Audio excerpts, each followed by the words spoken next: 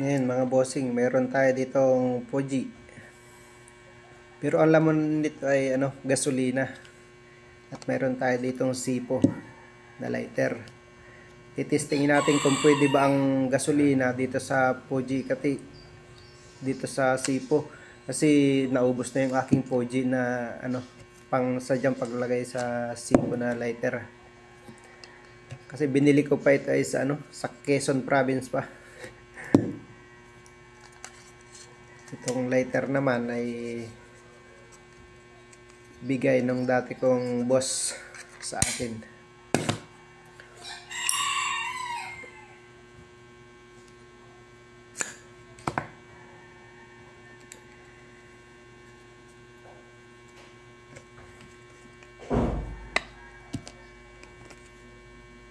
Testing natin kung pwede.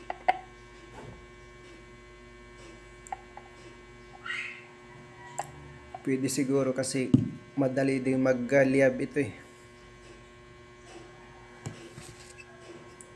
Para din itong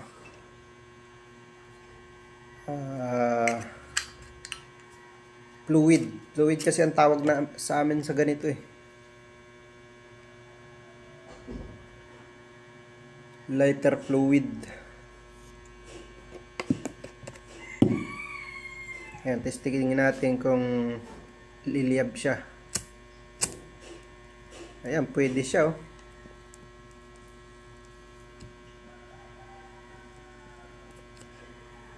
Although ang pinagkaiba ng liab niya ay maano siya, mausok. Ayan oh. Para siyang gasirang ilawan. Mausok. Hindi kasi mausok na ganyan pagka yung lighter fluid talaga yung ginamit. Para lang siyang gasirang ilawan pagka yung palang inilagay dito sa Sipo na lighter. Ayan o.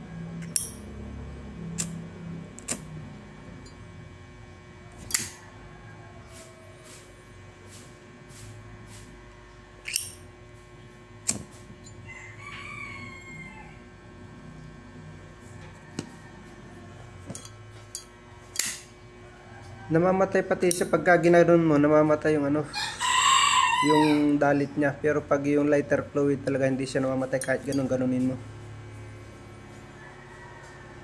Kasi nasa nila mo nagayan, hindi naman pala yung filter.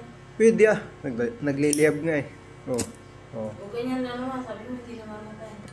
Oh, namamatay siya, madali siyang mamatay yung liab niya. Pero pagka yung lighter fluid, hindi siya basta mamamatay kahit ihagis mo.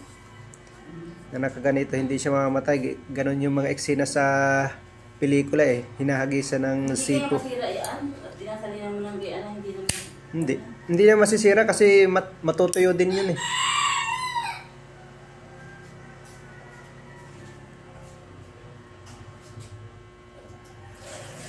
Kaya lang baka magkaroon ng agiw yung usok na kulay itim dito sa loob pagka ganon. Agiw ang tawag sa amin nun, yung usok na kulay itim galing sa liab ng gasolina o kaya ng gas.